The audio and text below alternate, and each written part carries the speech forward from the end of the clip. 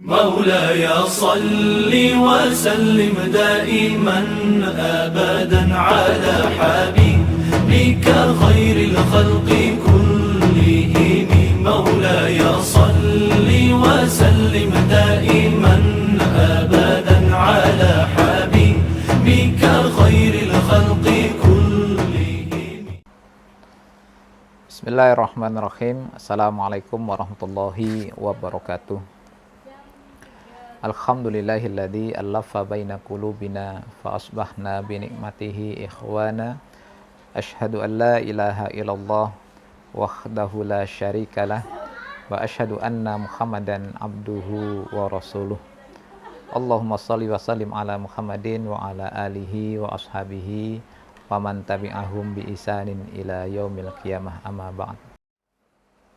Santriwan wa santriwati yang dirahmati Allah dimanapun berada, sebentar lagi kita akan menyambut satu bulan yang sangat mulia, di mana bulan tersebut Allah Subhanahu wa Ta'ala menurunkan kalamnya, sehingga pada bulan tersebut banyak terdapat kemuliaan-kemuliaan. Syahrul Ramadan alladzi unzila fihi al-Qur'an hudal linnas wa bayyinatin minal huda wal furqan. Yakni sebentar lagi kita akan menghadapi bulan Ramadan, bulan yang mulia karena di dalamnya Allah Subhanahu wa Ta'ala menurunkan Al-Qur'anul Karim. Segala sesuatu yang berhubungan dengan Al-Qur'an insyaallah akan menjadikan hal tersebut menjadi mulia. Bulan Ramadan, bulan yang mulia karena di dalamnya salah satunya adalah Allah menurunkan Al-Qur'anul Karim. Kemudian di dalam bulan Ramadan itu sendiri terdapat satu malam, yang mana malam tersebut juga menjadi malam yang sangat mulia. Malam yang memiliki nilai yang luar biasa dibandingkan dengan malam-malam yang lainnya, bahkan dibandingkan dengan 1000 malam lainnya. Yakni malam Al-Qadar, atau yang sering kita sebut Lailatul Qadar. Karena pada malam itu Allah Subhanahu wa Ta'ala menurunkan Al-Qur'anul Karim pada satu malam, yang malam tersebut terdapat pada bulan Ramadan. Begitu pula Nabi kita, Nabi Muhammad sallallahu alaihi wasallam, menjadi nabi yang mulia karena beliau juga menerima wahyu, yakni Al-Qur'anul Karim dari Allah Subhanahu wa Ta'ala. Begitu juga bumi Mekah menjadi mulia karena di sanalah Al-Qur'anul Karim diturunkan oleh Allah Subhanahu wa Ta'ala kepada Rasulullah sallallahu alaihi wasallam melalui perantara yang mulia, yakni malaikat Jibril. Santriwan wa santriwati rahimakumullah dimanapun berada, pada kesempatan ini saya akan menjelaskan beberapa fadilah Al-Quran yang Allah berikan kepada kita di dunia ini. Terlebih lagi di bulan Ramadan ini, tentu kita ingin interaksi kita dengan Al-Quran akan lebih baik atau lebih banyak dibandingkan dalam bulan-bulan atau hari-hari di bulan Ramadan. Yang pertama, fadilah Al-Quran di dunia adalah mempelajari Al-Quran adalah sebaik-baik kesibukan.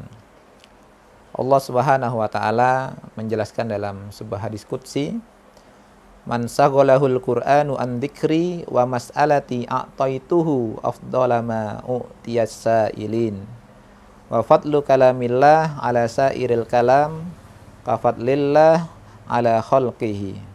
Hadis rawahu Tirmizi. Barang siapa yang disibukkan Al-Quran dalam rangka berzikir dan memohon kepadaku, kata Allah, niscaya akan aku berikan sesuatu yang lebih utama dari apa yang telah kuberikan pada orang-orang yang meminta. Dan keutamaan kalam Allah dari seluruh kalam selainnya, seperti keutamaan Allah atas makhluknya. Hadis riwayat Tirmizi. Dalam hadis tersebut Allah Subhanahu wa Ta'ala memberikan sebuah janji. Allah akan memberikan sesuatu yang lebih baik dari apa yang pernah diminta oleh manusia yang pernah meminta kepada Allah Subhanahu wa Ta'ala. Bisa kita bayangkan tentu manusia di bumi ini meminta kepada Allah dengan berbagai permintaan yang luar biasa. Tapi melalui hadis ini, orang yang sibuk mempelajari Al-Quran, dia akan diberi sesuatu yang lebih mulia dari apa yang pernah diminta oleh manusia. Artinya, janji Allah ini adalah sesuatu yang pasti dan akan diberikan kepada orang-orang yang beriman. Tentu pemberian Allah ini melebihi dari apa yang pernah dirasakan oleh orang-orang yang meminta, terutama meminta dalam hal-hal urusan duniawi. Balasan yang tentu yang kita inginkan adalah Allah akan memberikan kepada kita semua adalah surga Allah Subhanahu wa ta'ala. Yang kedua, keutamaan orang yang mempelajari Al-Quran di dunia adalah Allah Subhanahu wa ta'ala akan mengangkat derajat ahlul Quran. Orang yang senantiasa berinteraksi dengan Al-Quran akan menjadi keluarga Allah Subhanahu wa ta'ala. Rasulullah Shallallahu alaihi wasallam bersabda, "Inna lillahi minan nasi ahlin." Qila, "Man hum ya Rasulullah?" Qala, "Ahlul Quran hum ahlullahi wa khassatuhu." Rawahu Ahmad. Sesungguhnya di antara manusia terdapat keluarga Allah Subhanahu wa ta'ala. Para sahabat bertanya, "Man hum ya Rasulullah?" Siapa mereka ya Rasulullah? Rasulullah menjawab, mereka adalah ahlul Quran. Mereka keluarga Allah dan orang-orang pilihannya. Di sini dengan kata keluarga menunjukkan adanya hubungan yang sangat dekat. Tentu menjadi satu keistimewaan tersendiri ketika seseorang itu dianggap menjadi bagian dari keluarga. Dalam hal ini, yang menganggap keluarga bukan sekedar manusia biasa, melainkan Rabb semesta alam, Allah Subhanahu wa ta'ala, yang akan menjadikan ahlul Quran itu sebagai keluarga.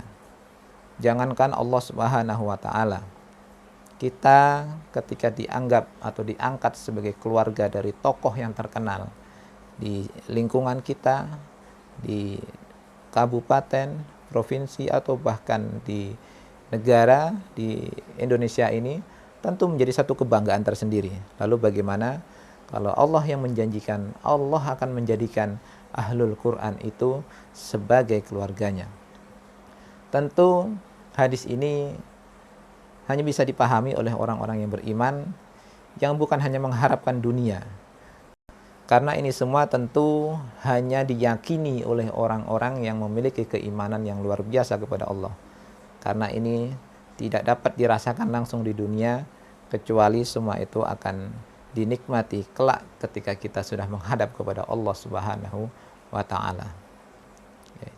Kemudian yang ketiga, keutamaan mempelajari Al-Quran di dunia adalah nikmat berinteraksi dengan Al-Quran ini adalah satu-satunya nikmat yang harus didamba-dambakan. Karena apa? Allah Subhanahu wa ta'ala melarang manusia itu iri atau dengki kepada sesama, kecuali kepada dua hal. Rasulullah Shallallahu alaihi wasallam bersabda, "La hasada illa fitnatain." Tidak boleh hasad kecuali pada dua hal. Tidak boleh iri kecuali pada dua hal. Apa itu? Rajulun atahullahul Qur'ana fahuwa yatluhu ana al-lail wa ana an-nahar. Kita boleh iri kepada seseorang yang diberikan Al-Quran, kemudian dengan pemberian itu, dengan Al-Quran itu, dia membacanya sepanjang siang, sepanjang malam dan sepanjang siang. Kepada yang seperti ini kita boleh iri. Kemudian yang kedua, rajulun atahullahu malan fahuwa yunfiquhu ana al-lail wa ana an-nahar. Iri yang diperbolehkan yang kedua adalah iri kepada mereka yang dikaruniai harta, dikaruniai mal, dan dengan harta tersebut kemudian dia menginfakkan hartanya itu sepanjang siang dan malam. Kepada dua golongan inilah yang kita boleh iri. Padahal secara umum iri itu adalah sesuatu perbuatan yang dilarang oleh Allah Subhanahu wa ta'ala. terkecuali kepada dua hal ini.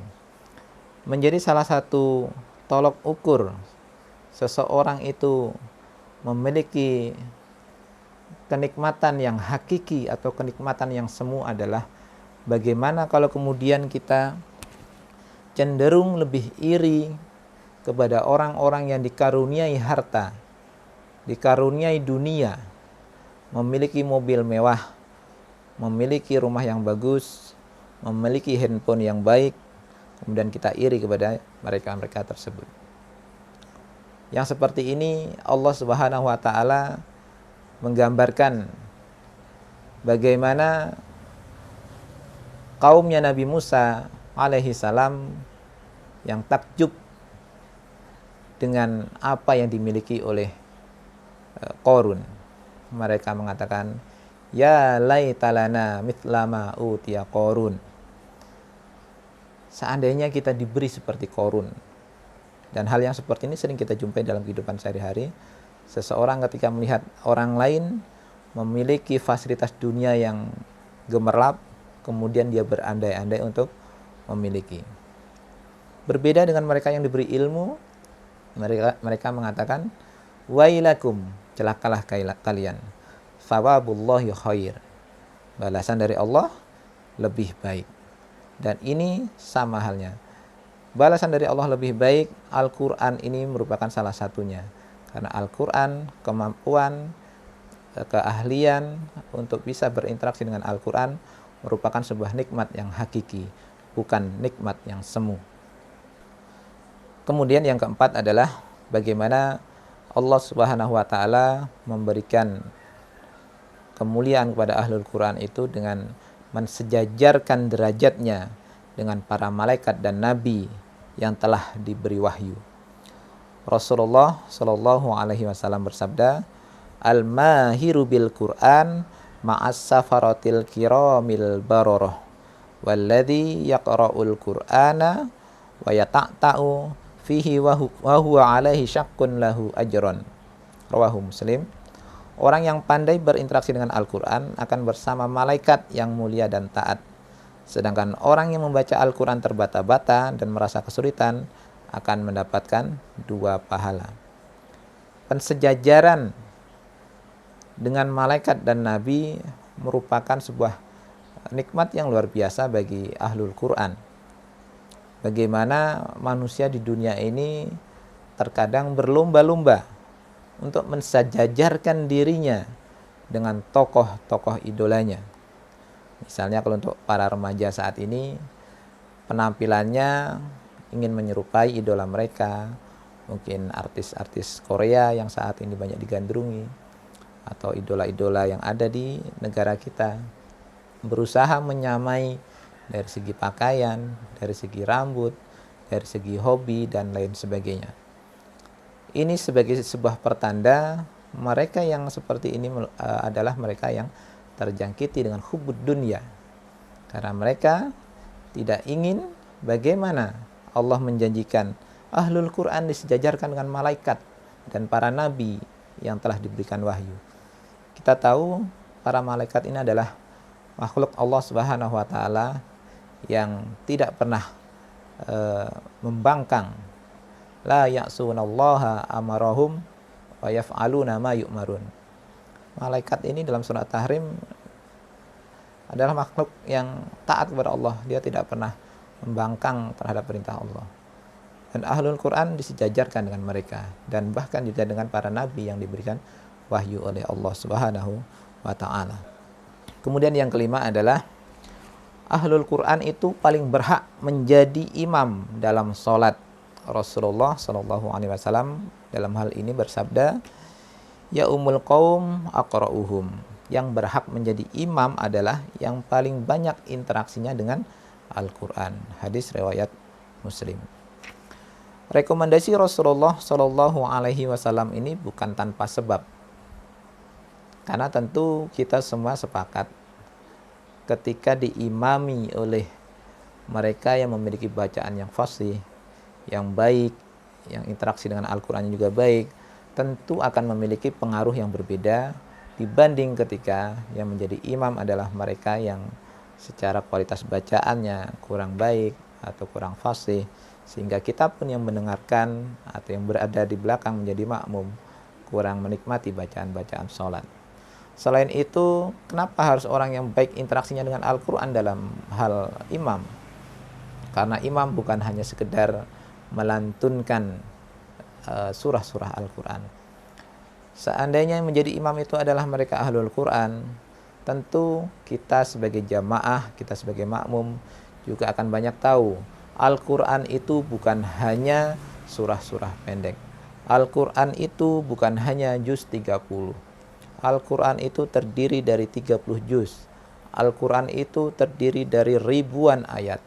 Dan tentu ketika yang menjadi imam adalah mereka ahlul Quran, kita akan lebih banyak mengetahui ayat-ayat yang ada di dalam Al-Quran, bukan hanya disajikan surah-surah tertentu atau ayat-ayat tertentu. Kemudian yang lainnya adalah ahlul Quran, mereka para penghafal Al-Quran itu mendapatkan kemuliaan di dalam Islam. Bentuk-bentuk pemuliaan Islam terhadap mereka para penghafal Al-Quran, para ahlul Quran ini adalah seperti yang sudah dijelaskan di awal tadi, yakni salah satunya mereka itu yang paling berhak menjadi imam di suatu tempat karena kedekatannya dengan Al-Quranul Karim. Kemudian di riwayat yang lain, bagaimana pada waktu perang Uhud banyak kaum muslimin yang syahid di perang Uhud, dan mereka yang syahid itu termasuk adalah mereka yang banyak memiliki hafalan-hafalan Al-Quran. Jadi ketika terjadi dalam kondisi seperti ini, banyak korban yang harus dimakamkan, maka para penghafal Al-Quran, para ahlul Quran ini adalah mereka yang berhak terlebih dahulu untuk dimasukkan ke liang lahat. Kemudian pemuliaan yang lainnya terjadi pada masa Khalifah Umar bin Khattab. Bagaimana para penghafal Al-Quran ini mereka yang berhak duduk di majelis bersama Umar bin Khattab. Kemudian pemuliaan lainnya adalah kita lihat pernah suatu ketika Rasulullah Shallallahu Alaihi Wasallam mengirim beberapa utusan, dan sebelum beliau mengirim utusan-utusan tersebut, beliau meminta beberapa utusan itu untuk membacakan Al-Quran. Dan tampillah salah seorang pemuda yang membacakan ayat Al-Quran. Kemudian Rasulullah menanyakan, apakah hafal surah ini dan surah ini? Dia mengatakan, iya. Intinya pemuda ini memiliki hafalan yang baik, hafalan yang lebih banyak. Maka apa kata Rasulullah? Rasulullah mengatakan, engkau berangkatlah dan engkau sebagai pemimpin dalam perjalanan ini. Artinya apa? Kalau dalam kondisi saat ini, mereka ahlul Quran dalam sebuah perjalanan lebih berhak untuk menjadi mas'ul, lebih berhak untuk menjadi pemimpin dalam perjalanan. Karena dalam hadis lain, Rasulullah mengingatkan kepada kita, kalau kita berjalan, kita safar, jangankan rombongan, 2 orang saja, maka salah satu di antara kita ditunjuk untuk menjadi pemimpin. Dan dalam hal ini, ahlul Quran, mereka yang memiliki interaksi lebih baik dengan Al-Quran, mereka lebih berhak untuk menjadi pemimpin dalam perjalanan. Hadis ini bukan semata-mata sekedar keren-kerenan, tapi bagaimana Islam memberikan sebuah isyarat. Semestinya orang yang memiliki interaksi dengan Al-Quran itu lebih baik pemahamannya terhadap Islam. Dan dengannya, dia tentu akan lebih terjaga dari perbuatan-perbuatan dosa. Dan tentu dia akan lebih banyak mendekatkan diri kepada Allah.